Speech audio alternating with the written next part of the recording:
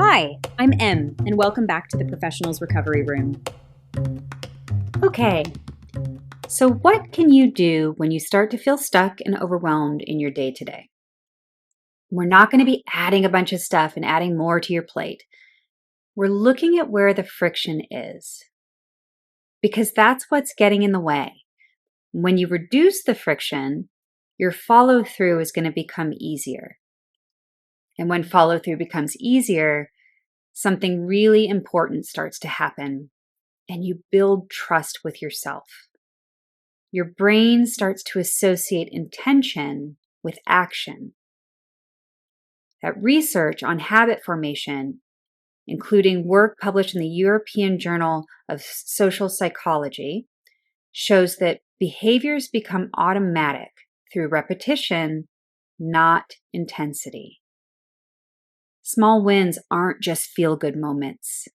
They're neurological, and they're how identity actually shifts.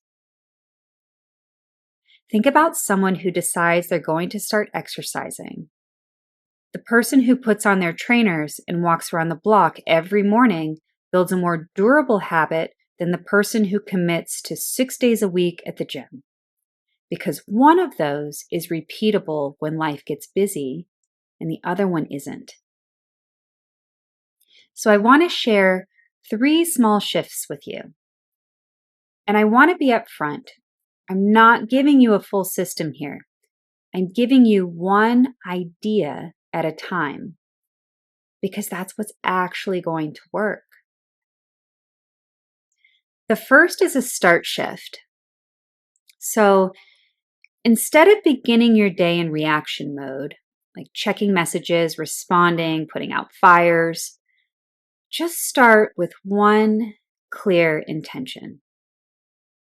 Just one. What is the thing that matters most today?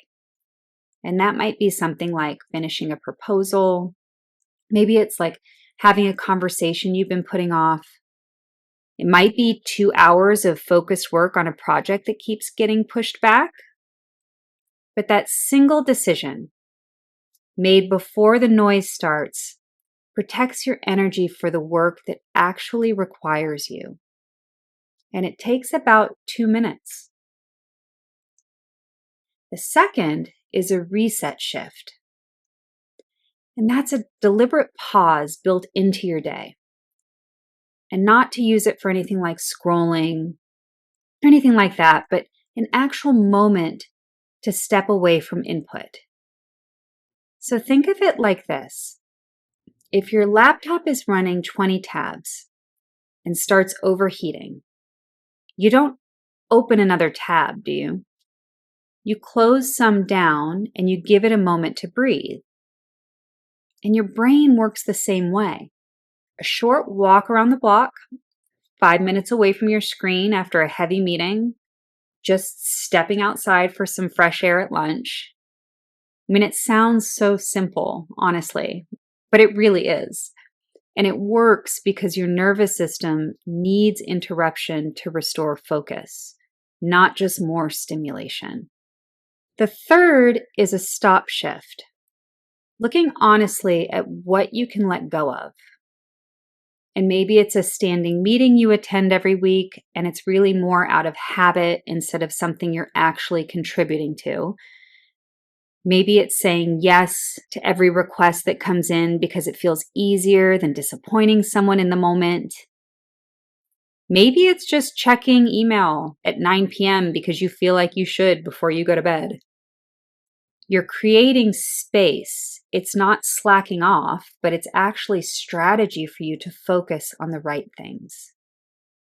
Now, and this is important, I'm not asking you to do all 3.